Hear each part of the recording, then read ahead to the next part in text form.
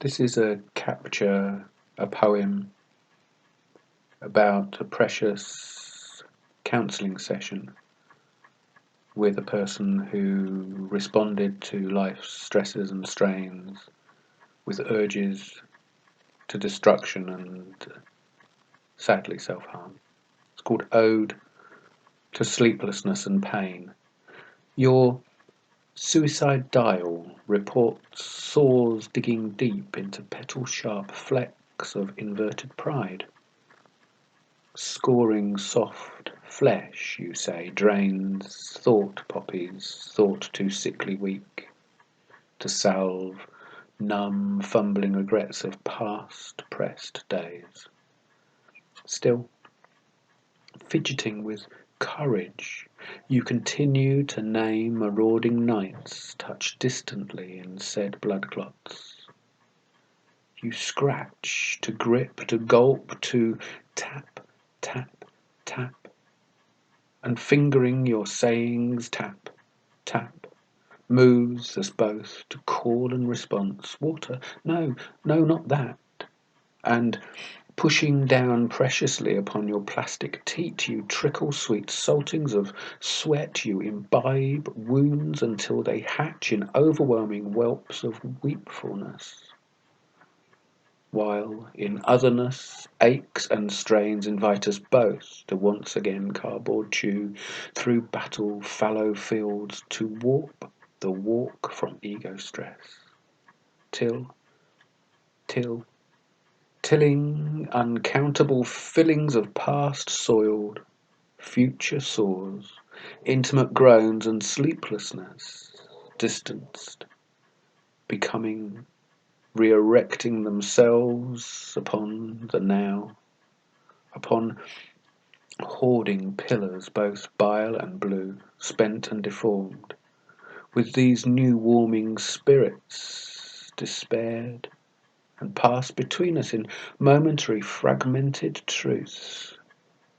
Rest a while, yes, rest a while, my broken flower, yes, you. My fullness of stiff regret, breathe and stretch and profess movements to soften further varicose spills of 40% nighttime armistice. You, of this new hopefulness, wishing to ward off immersed confusions of chemical lash, burning yearnings that crisp the crusp that deadens dawning grief in low familiar yawning dusk. Flow slow from those darkening swills, that translucent soak, so melting here the salted cubes, this fleshed disbelief, may disappearing again. For Christ's sake, you say, surely, and you pause to reorientate, to refine your currently wearing face within this worn-out journal stock before you. Surely, you read, this time I'll re-find relief and solid ground within this rolling reef, this ice-bound rock. And watching as you regather your precious life in the leaves, these leaves that you leave and fall upon my lap, these absurdly poetic stuttering words of thanks. I wonder at your strength, I ponder over your wisdom-filled beauty. Shall we see? Shall we share again these unspeakable, most legible, most tenderful privileges of groundings, grown deep within the suffering joys, these witnessed transforming pain within the leaves of your book once again?